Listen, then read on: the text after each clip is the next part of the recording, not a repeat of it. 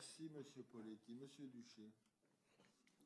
Oui, Monsieur le Président, mes chers collègues, un mois à peine après la publication de la loi de programmation, le gouvernement a annoncé, puis confirmé le 12 février dernier, devant le Comité des finances locales, qu'il doublait l'effort demandé aux collectivités. Ainsi, le gouvernement a prévu de diminuer les dotations de 1,5 milliard d'euros en 2014 et 1,5 milliard en 2015, soit 3 milliards d'euros. En cumulé par rapport au niveau de 2013, nous subirons donc une diminution de 4,5 milliards d'euros des dotations de l'État. Alors que le précédent gouvernement appliquait un gel des dotations de l'État, provoquant l'ire des exécutifs socialistes, l'actuel gouvernement leur impose un coup de massue sans précédent. Et la majorité socialiste du Conseil général reste particulièrement silencieuse face à cette attaque en règle contre les collectivités. La méthode retenue par le gouvernement, qui annonce des coupes sombres, sans aucune concertation, malgré l'engagement du président de la République d'élaborer un pacte de confiance et de solidarité entre l'État et les collectivités garantissant le niveau des dotations à leur niveau actuel. Il est loin le temps de l'idée de démocratie participative prônée par vos camarades.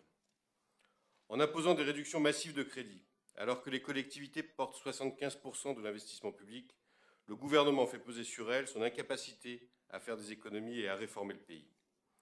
Si les collectivités doivent réduire les dépenses de fonctionnement, l'État ne peut les priver de ressources, d'autant plus au moment où le gouvernement travaille à un nouvel acte de décentralisation transférant de nouvelles compétences au territoire.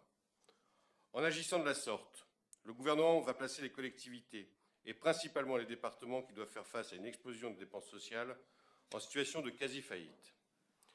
Le président de l'ADF, Claudie Le Breton, membre du Parti socialiste, a récemment déclaré dans une interview que les élus locaux sont extrêmement stressés par leurs finances. Et c'est vrai, c'est l'asphyxie qui les menace. L'absence de solution relative au financement des 3 allocations individuelles de solidarité nationale, APA, RSA, PCH, comme en atteste la dernière réunion des techniques sur ce sujet avec Matignon et la DGCL, étrangle chaque jour nos départements.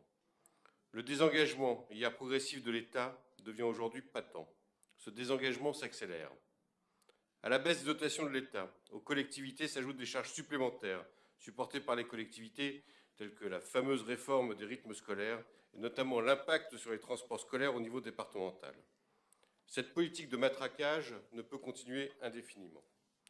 L'accroissement des difficultés structurelles des départements en raison d'un gonflement de dépenses sociales est amplifié mécaniquement par les évolutions démographiques et conjoncturelles qui impactent directement le montant et le volume de ces allocations. La compensation des transferts et l'extension des compétences par l'État est insuffisante. La prise en charge croissante du coût de ces allocations n'est plus soutenable pour les finances départementales du fait de l'inadéquation structurelle existant entre ressources et compétences. Autre sujet de discorde et de non-sens, la création du conseiller départemental. Mais quel bidouillage politique! Rappelons le principe. Les citoyens éliraient non plus une personne, mais 2, un homme, une femme, sur un canton élargi, plus ou moins 20 000, 30 000 habitants par canton pour l'heure. Je voudrais attirer l'attention sur ce tripatouillage électoral qui va porter un nouveau coup aux territoires ruraux, tout en augmentant le nombre de conseillers pour notre département. Quel intérêt alors?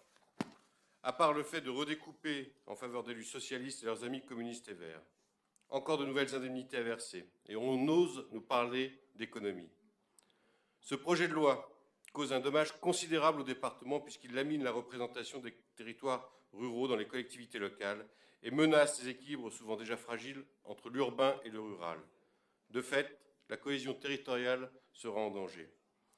L'application du mode de scrutin majoritaire binominal paritaire, qui vient d'ailleurs tout juste d'être rejeté au Sénat pour la seconde fois, sera synonyme de l'abandon politique et durable des territoires ruraux. À ce sujet, je préfère citer une de nos collègues, Anne Mansouré, qui indiquait dans la presse que cette élection binominale est, je cite, « une humiliation pour les femmes, un simulacre de parité qui camoufle un charcutage partisan de nos départements ». Je n'aurais pas dit mieux. Pourquoi demander un simple avis aux désormais conseils départementaux?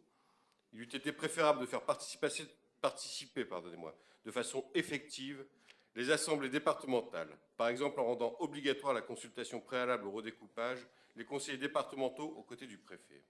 Est-ce que ce texte garantira la cohérence et la proximité de l'action publique?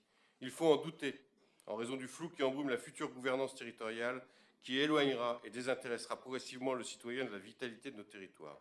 Force est de constater que le délitement de nos départements est programmé.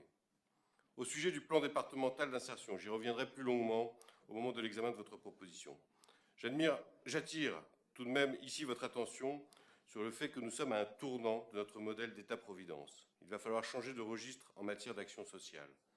Ce changement pose deux questions, à savoir quelle ligne de partage entre sphère publique et sphère privée. Jusqu'où va la solidarité nationale en ces temps de crise profonde où la classe moyenne est très touchée mais peu aidée. Je nous mets en garde. Veillons à ne pas stigmatiser une partie de la population, ceux qui sont aidés, et se mettre à dos les autres. Pendant le quinquennat de Nicolas Sarkozy, pour vous, socialistes, le gouvernement était le seul responsable des problèmes de notre pays. Mais que faites-vous maintenant que vous avez toutes les responsabilités politiques?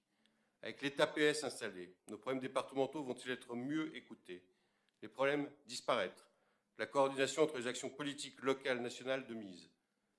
Aujourd'hui, rien ne peut plus contrarier la mise en place de votre programme. Il n'existe plus de bouc émissaire. En bon républicain, je souhaite de tout cœur que les projets, et notamment ceux en matière de création d'emplois, se réalisent dans l'intérêt des Eurois.